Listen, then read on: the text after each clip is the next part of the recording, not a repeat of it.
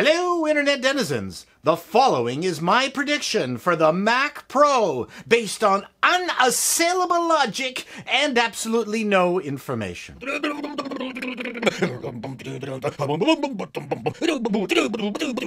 us take a look at the evidence.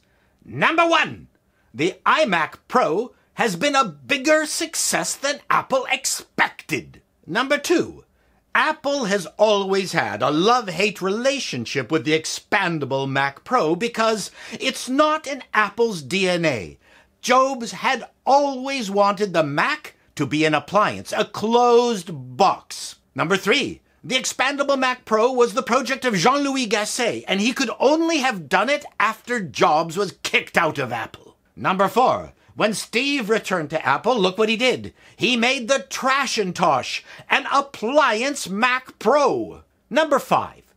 In April of 2017, Apple had that extraordinary mea culpa press briefing where they admitted that the Trashintosh was a failure and the wrong format for professional Mac users. They were going to build an expandable Mac Pro. Well, how long does it take to build an ATX-style computer? Clearly, that is not what Apple is building. Number 6. Phil Schiller, in that briefing, said that they've got a team of people working on the new Mac Pro. Well, I explained and talked about that in my video, which I will link below, that they probably put the team together that morning. Number 7. So now we have the iMac Pro, and it doesn't suck, and people like it.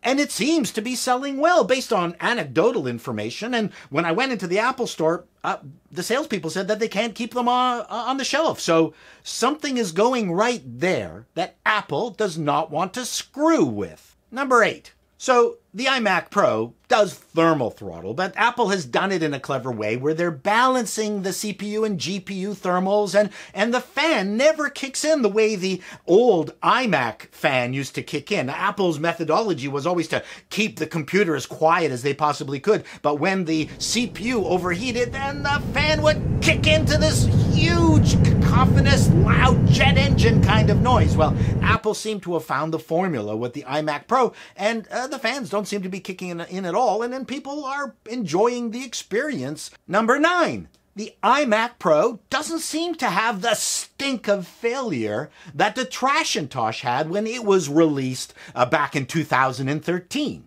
10. Even hardcore reviewers like iJustine love the iMac Pro. Okay, I was kidding. Number 11.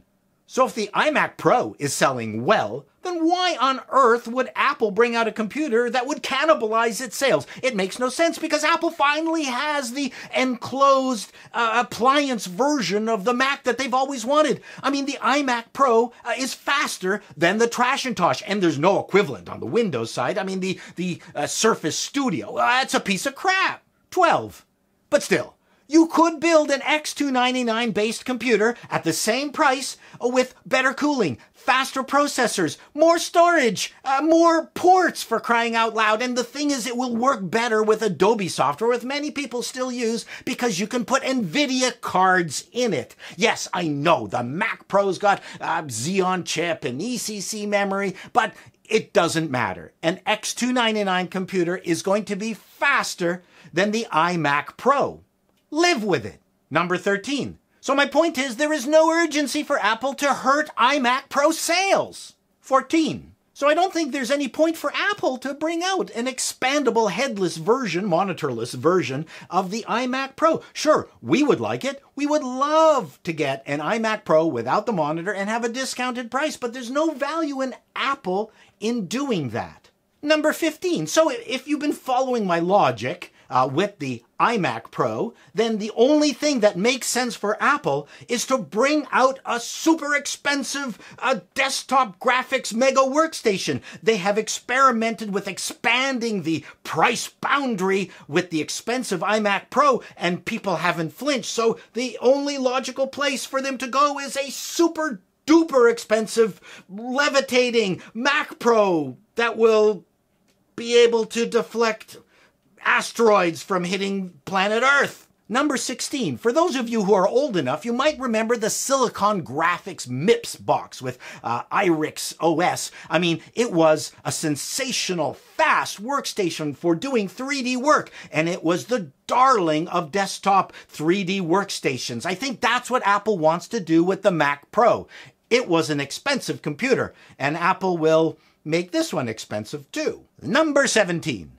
The challenge for Apple is that they've got to work with the same Intel parts bin that every other manufacturer has available to them. And it's also true that Apple can't keep continually pissing off the Adobe community. As much as Apple hates Adobe and Adobe hates Apple, Apple has to create a computer that can accommodate an NVIDIA graphics card because Adobe works best with NVIDIA graphics GPUs. So, it means that Apple will have to create this computer or completely abandon, their Adobe using audience, which just makes absolutely no sense.